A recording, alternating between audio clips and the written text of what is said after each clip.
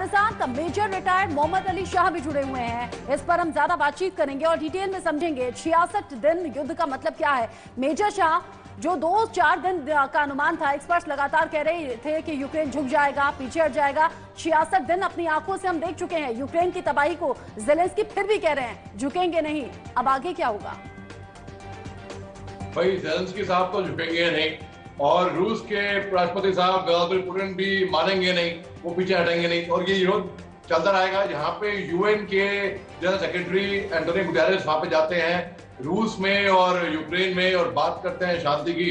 लेकिन आपने देखा, कल ही देखा आपने कि यूक्रेन में वो वहां पे मौजूद थे, जैसे ही वो वहां से गए रूस ने दोबारा ताबड़तोड़ हमला शुरू कर दिया यूक्रेन पे। इसका मतलब क्या हुआ? इसका मतलब ये हुआ कहीं ना कहीं दुनिया के किसी कोने में रूस भी शांति चाहती है, लेकिन मेजर शाह, जो रूस हमला कर रहा है ये तो तभी मैसेज साफ था। यूएन चीफ गुटेरेस जब पहुंचे हुए थे तब भी कीव पर एक के बाद एक मिसाइल दागी। मतलब रूस को तो किसी की चिंता है नहीं, न ही रूस पीछे हट रहा है। नेटो देशों को पहले भी चेतावनी दी थी, एक बार फिर से चेता दिया कि अगर तुम मदद के लिए आगे आए तो फिर अगले हमले के लिए तुम खुद तैयार रहना। बिल्कुल, इसमें कोई शक की बात नहीं। और ये जंग तब रुकेगी जब अमेरिका चाहेगा। अमेरिका चाहे हुए ये जंग नहीं रुकने वाली है और ये अमेरिका चाहेगा कि रूस को और कमजोर करे और लंबा खींचे ये युद्ध, क्योंकि जितना टाइम बीता जाएगा अमेरिका का ऐसा मानना है। मेजर शाह, आप रहिएगा। इस बीच एक और बड़ी खबर आ गई है। इस बीच बड़ी खबर आपको बता दें कि अमेरिका समेत कई देशों ने यूक्रेन को मदद भेजी है और इसको लेकर बौखलाया हुआ है रूस। 7 देशों की 20 फ्लाइट्स मदद के लिए पहुंची है। यूक्रेन की मदद के लिए सैन्य हथियार भी भेजे गए हैं, यानी कि रॉकेट, छोटे हथियारों के अलावा गोला बारूद भी भेजा गया है। अमेरिका तोपखाने, रडार सिस्टम, ड्रोन तक भेजे गए हैं। ये बड़ी खबर मिल रही है और लगातार मदद पहुंचाई जा रही है यूक्रेन तक और इसमें कई देश साथ मिलकर आगे आ रहे हैं। मेजर शाह, अगर यूक्रेन सिर्फ अपने बल पर लड़ रहा होता तो कब का पीछे हट गया होता, कब के घुटने टेक चुका होता। लेकिन ये जो लगातार मदद मिल रही है ये यूक्रेन के लिहाज से अच्छी भी है और गलत भी है। बिल्कुल, ये यूक्रेन के हिसाब से ये मदद अच्छी भी है और बुरी भी है। अच्छी कैसे, मैं आपको बताता हूँ कि मान लिए आपका कोई दोस्त है जो नशा करता हो, उसको नशे की सख्त जरूरत है, तो आप नशा लेके आएंगे, उसकी मदद करेंगी उस तरीके से, लेकिन उसकी मदद नुकसान भी करेंगी। बिल्कुल ठीक। क्योंकि बजाय उसको रिहाब सेंटर भेजने के बजाय आप उसकी वहां पे मदद कर रही है गलत काम के लिए। तो गलत काम के लिए तो यूं तो शाह साहब ये जो पूरा युद्ध है रुकने का नाम ही नहीं ले रहा है इस तरीके से, तो क्योंकि रूस को तो चिंता बिल्कुल भी नहीं है, चाहे कोई भी सामने आ जाए। रूस तो बिल्कुल बेफिक्र है इसके बारे में। उसने कैलकुलेट कर रखा है था पूरा।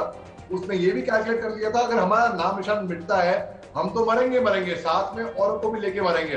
तो रूस का इसमें कोई असर नहीं पड़ेगा, कितनी भी सैंक्शन लगा दें, प्रतिबंधी लगा दें, कितनी भी, कुछ नहीं होने वाला उसको।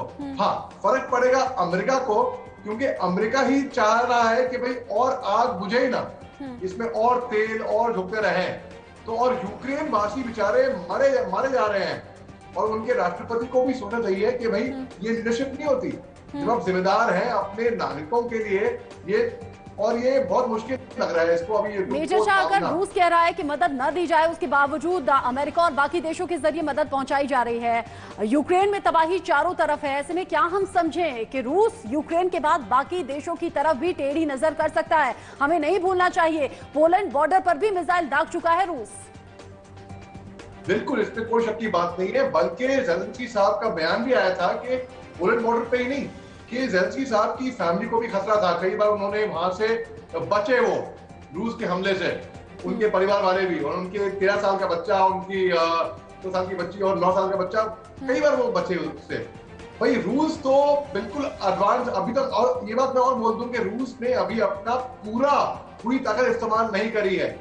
मैं नहीं जानता क्यों, ये बात मैं नहीं जानता। उनके पास काफी हाईटेक मॉडर्नाइज्ड वेपन है, काफी एडवांस टैंक्स हैं, उनको वो लेकर नहीं आए अब मैदान में। हालांकि उनके 7 जनरल शहीद हो गए हैं, 20 जनरल को उनके राष्ट्रपति ने गिरफ्तार करवा लिया है, क्योंकि वो बाहर के सेकंड फाइटर्स रमजान कादिरोव को लेकर आए, जिनकी मदद से ही।